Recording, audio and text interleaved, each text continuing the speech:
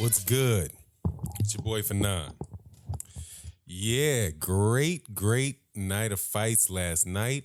Really enjoyed them. Actually, two fights that I enjoyed watching. I don't think any of the cards were super cards, but the two main events that took place last night, I really enjoyed watching. Of course, the big one last night was Vasyl Lomachenko versus Jorge Linares. And fight turned out pretty much like I thought it would. Vasyl Lomachenko, just very, very active, and eventually just his work rate overcame Jorge Linares. And he looked very good doing it. Vasyl Lomachenko is a very, very good fighter. His events, because of all the stuff around it, is very fun to watch. The whole event, the lead up to the fight, the conversations that take place, the fight itself. He showed a good amount of vulnerability again in the fight, but still, hey man, dude did a champion. He did something that, that champions are supposed to do. When you get knocked down, you get up and you win the fight. So that's as far as like the things, in my opinion, that Vasyl Lomachenko needs to do to become a what people consider a great fighter. He's ticked off another one. He checked off another one off that list. And that is, what do you do how do you deal with adversity? And that's when he did that last night. Now, the other thing that he did, and this might be different than other people view boxing. He has come back from a loss against Orlando Salido to put himself in a position of having a fight with somebody that I think is a future Hall of Famer for all the belts and complete unification of the 135-pound division, and that's a fight against Mikey Garcia.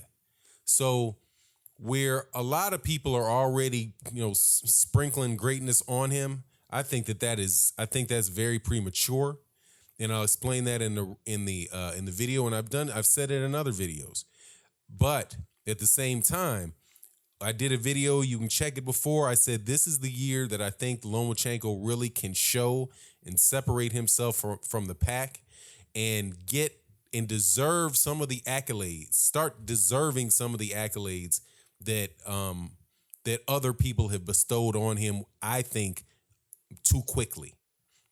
Now, that said, I'm going to do a live stream today. Thanks everybody that came to the live stream last night. It was a lot of fun. I had some streaming issues with the fight. So it's like, I hate it, man. I'm going to actually have to change. The next time I do a stream, I'm actually going to have to do it, now where I have two laptop monitors, and I watch it that way. I'm going to actually have to watch it in front of the TV, in front of my television, so that I don't have any type of delays that go on with these streaming apps, man. That's a big downside of these streaming apps. But anyway, thanks for everybody that came, man. Please subscribe and hit the bell icon for the channel, and that way you can be notified of when we do those live streams. Also, thank you very much to the super chats. People that donated in the super chat. Thank you so much to the people in the Venmo and the Patreon for supporting the cause. The purpose of the channel is to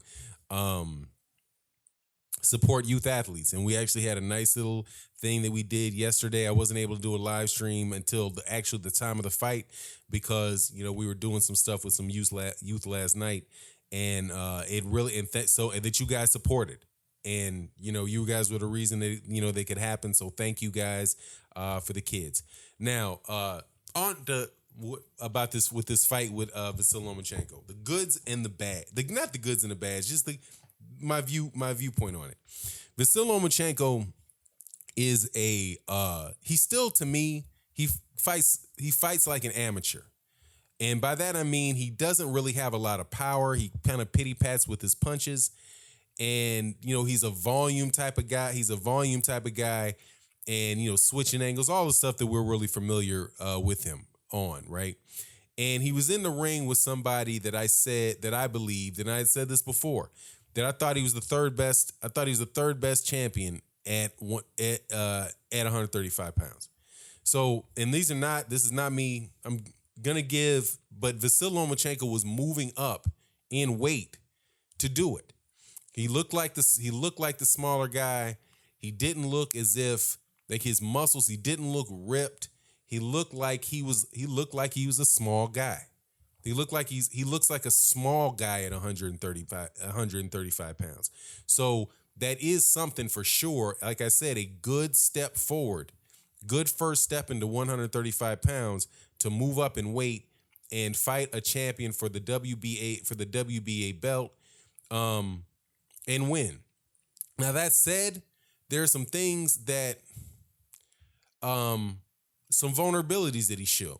He got dropped, right? And that's, like I said, now I'm not saying that as a negative. I'm saying that is actually the way that he responded to it as a positive. He got up, right? He shook it, he got up, he shook it off, and then he kept fighting. He figured out how to get inside, eventually got inside of Jorge Linares and stopped him with a very nasty liver shot that he did sit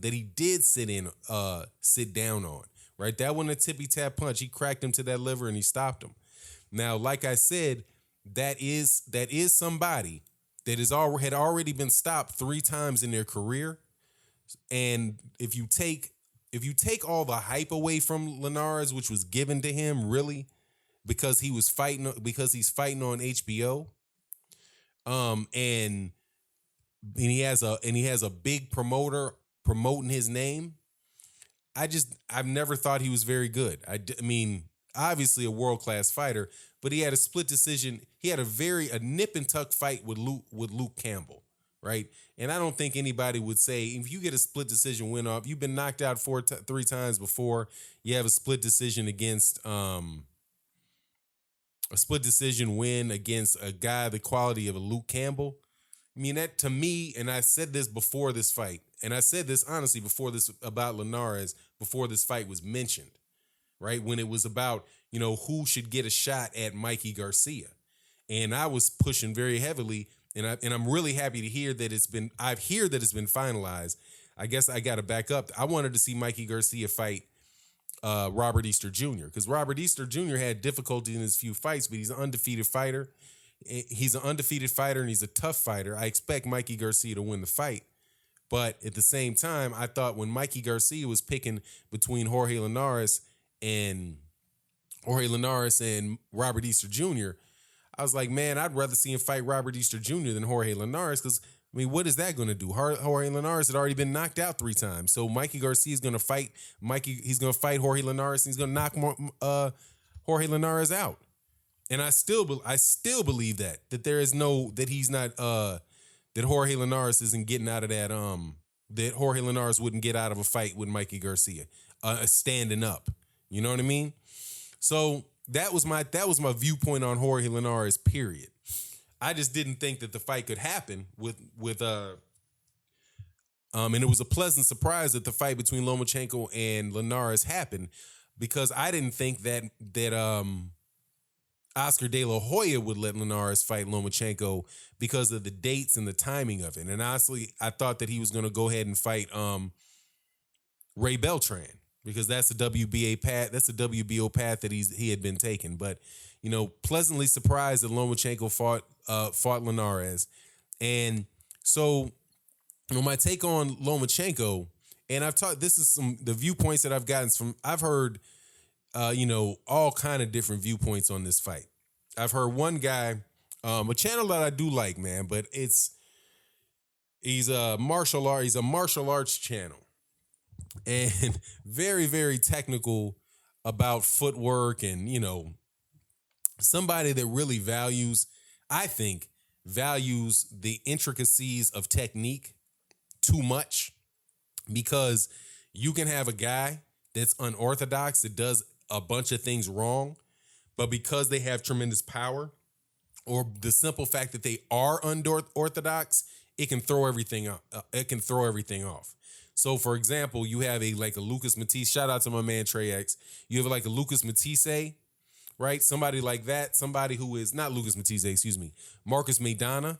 Somebody like Marcus Maidana is just, he's so unorthodox and he's so aggressive, or even Orlando Salido. They're unorthodox, they're so aggressive that what you train to do and what your mind is trained to expect to come back and to react to, they don't do that. So they wind up hitting you with a lot of things that you don't expect to be getting hit with. And very, very unorthodox people can cause a lot of problems for people who are highly technical. So while I do appreciate that technique is, that techniques and fundamentals are extremely important, I don't underestimate X factors, athleticism, awkwardness, the unconventional, right? Doing things different than other people usually do them. All of those type of things come into play in life. Because if it's like you're getting hit from left field, right? The fact that you are a southpaw, right?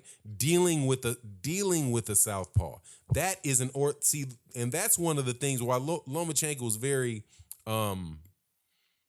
technically sound fighter.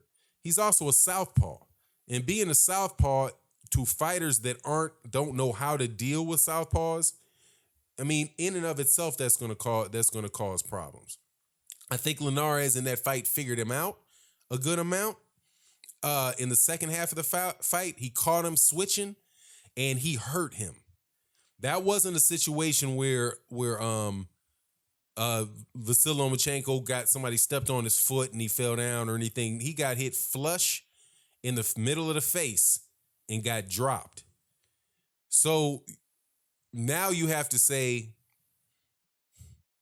what does that mean for a guy that like Mikey Garcia or a guy like Gervonta Davis? Now, so I've heard that take some people. So anyway, the viewpoints on Lomachenko that I've heard goes from one end, which is, he just proved that he's the greatest fighter ever. The Tim Bradley. I think Tim Bradley said that he's the greatest fighter alive, right? Okay. That can be argued. But there's, the far extreme, like, we're witnessing greatness.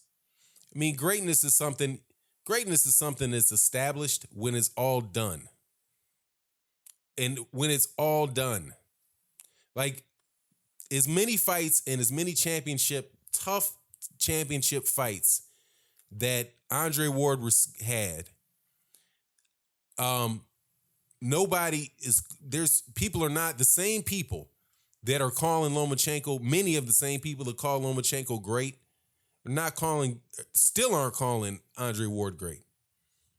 Though Andre Ward proved it through over 30 fights in 2 weight divisions against the best guy, against guys that are bigger than him. Andre Ward never fought at 160, right? So it's not like he was a guy, he probably could have squeezed down to 160 to make the 160-pound limit, right? Won a bunch of belts, won the middleweight championship, then went to his natural weight class, which is 168, then move up to a weight class higher than him, 175. But what he did is he beat the top dudes, all the top guys at 168 pounds. He's at 168 pounds. He beat the 175-pound champion at 168 pounds, right? He beat Carl Froch. He was that. I have still yet to hear many of these people bestow greatness on Andre Ward, right? I think, how long was Floyd Mayweather Jr.? I think Floyd Mayweather Jr. was all the way up past the Oscar De La Hoya fight. Before anybody in large part, people in large part started calling him great. Right? And here's the thing, like Lomachenko is 30 years old. So, I mean, I know all this stuff is subjective. And I do believe that this year that he's on a path where he can start to deserve that type of talk. But I don't think he deserves that type of talk yet. Not when last year he beat 3 guys, 2 guys that weren't in his weight class or coming up from lower weight classes, and a journeyman. And now his best win is against Jorge Linares, He knocked out Jorge Linares, but Jorge Linares had already been knocked out 3 times. You know what I mean? So, and I know people are gonna be like, oh yeah, I'm not. That's not me just disliking the dude. It's me saying just judge it for what is what's there. You know what I mean? Linares didn't quit. Linares got stopped with a body shot. That's the best outcome. This is the best fight that I've seen for him of the last 4 fights, personally, because he got up off the ground. However, it is what it is until he gets past the winner. If he gets past Mikey Garcia, because I expect Mikey Garcia to beat Robert Easter Jr. But Mikey Garcia, that's a whole different show. That's an entirely different level of fighter than Jorge Linares. An entirely different, in my opinion, that's an entirely different level of fighter from Jorge Linares. From Jorge Linares. Mikey Garcia has won belts at 120, at 4 divisions, 126, 130, 135, and 140. Now Mikey Garcia has done, he's done his fair share of selective matchmaking, right? And kudos to the promoters that do those type of things. Is there some fighters, in history that haven't really had that? They haven't had that luxury, They didn't have the luxury of just saying, I'm going to fight Miguel Mariaga, or I'm going to get the WBC belt off of Zataklanin, right? So, but Mikey Garcia is going to be a different fight, man. And I favor Mikey Garcia. Now, this is the first time for people that, see, I'm at 17 minutes, so I know most of these people that aren't really down with this channel will never make it this far. So, thank you. The remaining people, love you, man. Y'all the bomb. Thank you. You guys are what makes this channel click. Mikey Garcia is the first guy that I'm going to say I think that he's going to beat Lomachenko. I think he's going to beat Lomachenko. He might knock out Lomachenko. Lomachenko's not going to get away. The disadvantage that there's a big disadvantage that Lomachenko has against Mikey Garcia. And I think it's something that people underestimate. And that's the corner. I think that Robert Garcia is somebody, and Robert Garcia's father are one of the top most class act camps in boxing. One of the most top one, they might be the top.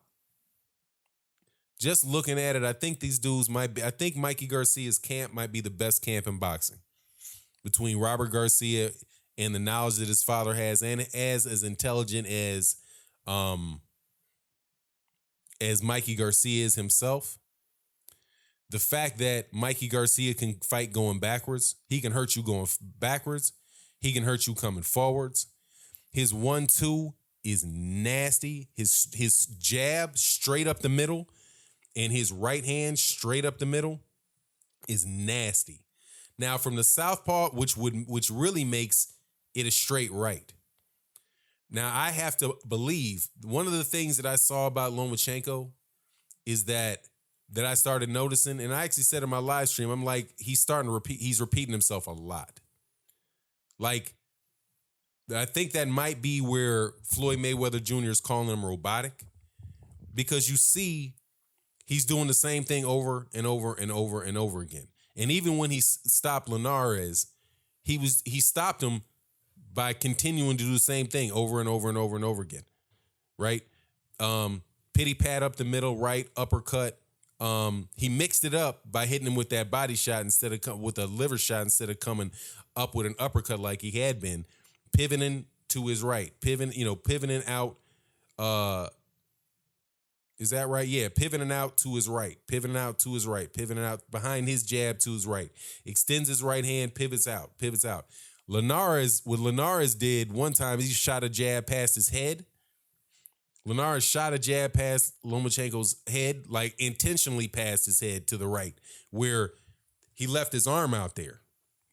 And then when Lomachenko tried to pivot, he couldn't pivot his head past that. And there's other things that some Mexican fighters have done that I've seen where to deal with people changing angles that like Jose Luis Castillo would do to Floyd Mayweather in that first fight, which caused Floyd Mayweather Jr. so much trouble moving up, to fight Jose Luis Castillo, is he would hook him. He would just, he would get close, and when he pivoted out, he would punch when Mayweather punched, and when he pivoted out, when he tried to pivot out to his right, because I think he pivoted out to his right and his left, he would just stick his arm out there, grab him by the waist. He'd push him back to the ropes, stick his arm around his waist, and when he tried to pivot, he couldn't pivot because his arm was extended past him, and it kept him in front of him. Guys like that type of rugged style is something that Lomachenko he's not dealt with since he fought Jorge Linares. And the one thing about boxing is there's a style that beats every style. And everybody has a style. Lomachenko has a style. It's a professional amateur hybrid style. And I think in order for him to make his next, to get the last thing, I think in order for him to make this become this great fighter that people are crediting him for already, right, is that he's going to start having to fight in a more professional style. He's going to have to start sitting down on his punches more often. Because when he gets in there against a Mikey Garcia and something else, when he gets a little older, because right now he's still 30 years old. In this fight, shout out again to Trey X and Cass on the stream last night on Marlo's Corner stream that we were on all type of late in the morning, early in the morning. He started looking a little gassed. He started sucking wind a little bit more, dealing with that pressure of that bigger guy. And so, great show, great performance. I love the fight. Congratulations to him. Lomachenko is definitely on his way. If he can unify 135, then he's going to be at the point where, you got to start calling. You can start saying that this dude is starting to realize greatness. But if you're not calling Terrence Crawford great yet, you can't call Lomachenko great yet. It doesn't work. Right? And the fact that he did it in 12 fights to me doesn't mean anything because he started fighting at 25 years old.